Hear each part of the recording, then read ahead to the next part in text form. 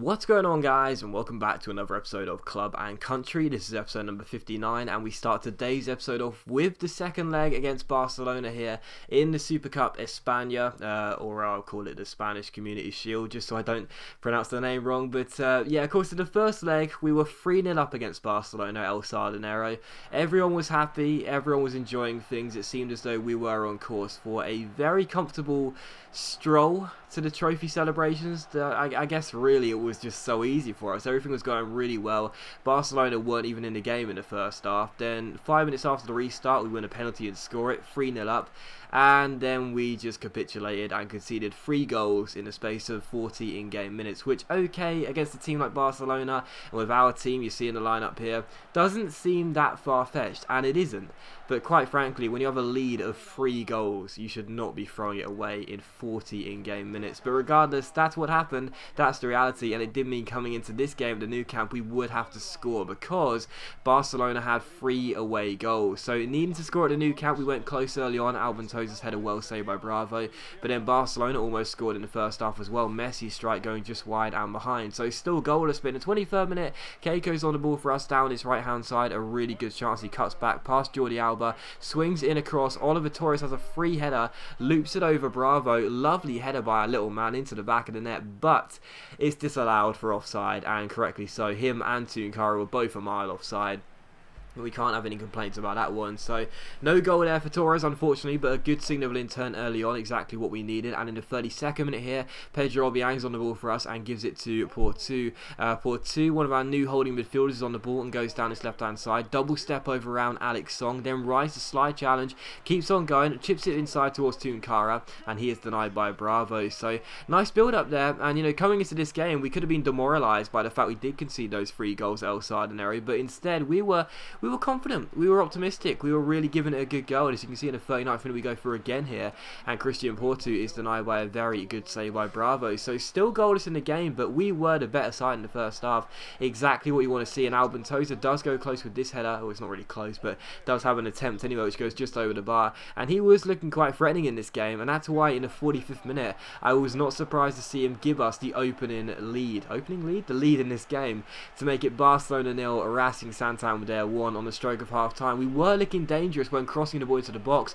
We'd had a disallowed goal through a header through Oliver Torres, so my aim really was just keep on getting those balls into the box and we might get something. And Albentosa, 6'4" centre back, very strong, dominant in the air, really, very rarely loses out in a header and an aerial battle, shows it there and makes it Barcelona 0, Racing Santander 1. And it could have been 2-0 in the 51st minute. Again, Jordi Alba, like in the first leg, not enough pace. Keiko skins him, and unfortunately for us, the finish goes into the side net and behind for a goal kick. But in the 55th minute here, Messi is through one-on-one and Ruben Blanco denies him. What a very lucky human being I was there, because I completely messed that up there, trying to pass out from the back. Messi had a one-on-one opportunity, and thankfully Ruben Blanco made the save. And in the 58th minute here, they're on the ball again with Rafinha inside to Messi, and this time his strike is off target and goes behind for a goal kick. So still Barcelona 0, Racing Santander 1. Barcelona creeping back into the game. In the 66th minute though, Tunkara's header had to be well saved by Bravo to keep the score at 1-0. So even though we were trying to defend our lead, we were still going for a second goal to try and kill the game off as well.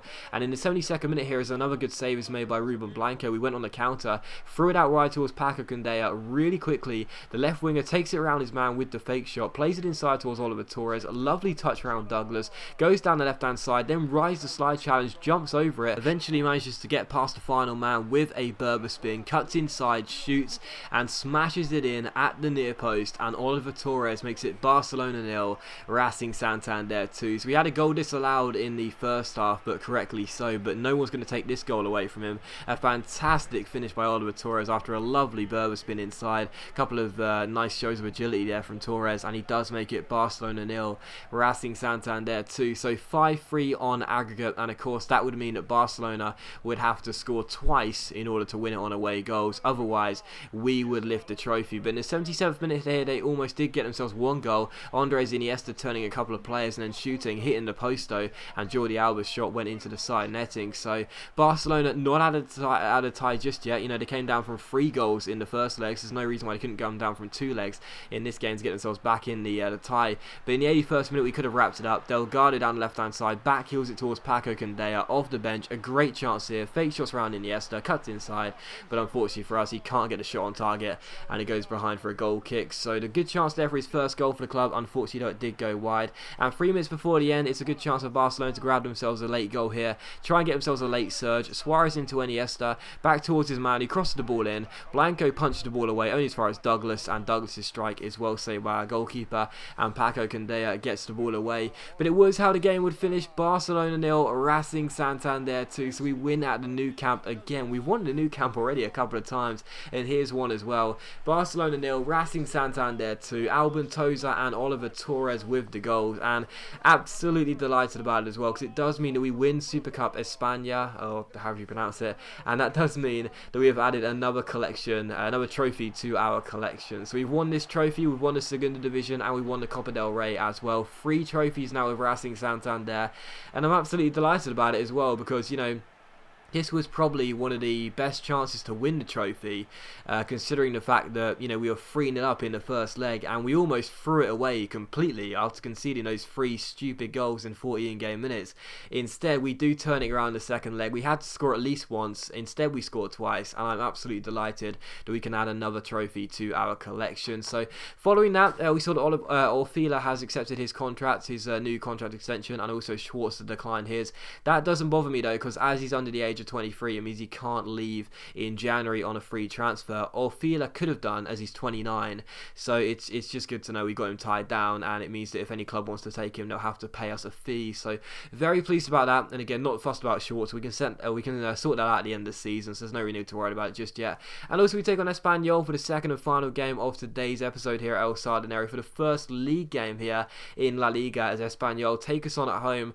And to be honest, after winning the game in the Super Cup in midweek, a lot of the players were quite tired, but you did see I rested the vast majority for that game against Barcelona, not because I thought we were going to lose the game and I thought we'd just get some fitness reasons, but because I thought they'd do a better job than the original 11 we put out in the first leg. So coming into this game, I did have a debate as to whether I should play some of those fringe players in this game, but instead I chose to revert back to what I think will be my usual first 11, with a couple of exceptions like Rubinho playing.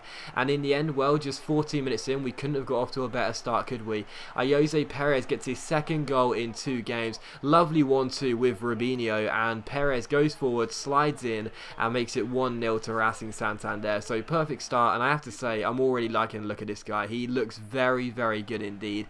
He's got really good off-the-ball movement, and I don't know why. There are some strikers that have that sort of feel and some don't. You can see another lovely run there as he goes through one-on-one, and unfortunately I put the shot wide. But again, it's those movements. I seem to be picking them out in the right areas, and I think I'm going to have a lot of fun playing with this guy, with this team. He looks very, very good indeed. But in the 24th minute here, Rubinho's on the ball for us again here, looking very lively early on himself, just like Perez, but the shot was saved and turned behind for a corner. So those two looking very good early on in this game, but it was still 1-0. And from the corner, Ranieri goes across the ball in, looking for Rubinho. It's headed away only as far as Bigas here. Our defender gets past his man and finds Pedro Obiang. Obiang finds Rubinho. Rubinho down the right hand side, stops the ball, cuts inside, crosses the ball in, and Perez's header goes just wide of the post and behind for a goal kick. So still 1-0, but to be honest, only one team in it in the first half, and that was Racing Santander. So coming into the second half, would it be any different? Well, on the basis of the first chance, directly from kickoff, you'd probably say no. Rubinho going very, very close there, with his shot going just wide from a very sizable distance really, and behind for a goal kick. So still 1-0 in this game, but in the 67th minute, Espanyol come forward for one of their first chances of the game really, as Fred's on the ball for them and keeps hold of it. Eventually spreads it out wide towards Lopez down the right hand side, lovely cross into the box. Ade flicks it backwards towards Montanez. They keep hold of the ball here despite the pass taking a little deflection. Montanez finds Fivi towards Terra down the right hand side, inside to Fred. Fred's shot is saved by the goalkeeper Blanco, but unfortunately for us it comes back to Fivi, and he does make it Racing Santander 1, Espanyol 1. So the away side back on level terms, and Blanco made a good save to deny the first attempt, but unfortunately he's not going to stop the second one, and Espanyol are back on level terms. So really frustrated, because we were playing playing much better than Espanyol in this game, looking a lot more threatening, but unfortunately for us, a bit of a lapse in concentration by me defensively, letting them come inside, not closing them down after the first shot was saved by the goalkeeper and parried, and in the end they do grab themselves the equalising goal. We could have made it 2-1 later on. Tunkara going forward here, but he shot well saved by the goalkeeper and cleared away, and unfortunately it was how the game would finish as well. So despite winning the Super Cup, which we were very pleased with, we don't win our first league game of the season. We slip up against Espanyol with a 1-1 draw. It should have been the first 3 points. It should have been a winning start to the season, but unfortunately we'll just have to take the draw and say it's good enough that we didn't lose the game. But as always guys, a big thank you for watching the video. I really do hope you have enjoyed it. If you have enjoyed today's episode of Club and Country, then please do leave a like, as it is much appreciated, and of course it really does help my channel out. And I'll see you for the next episode of Club and Country very soon.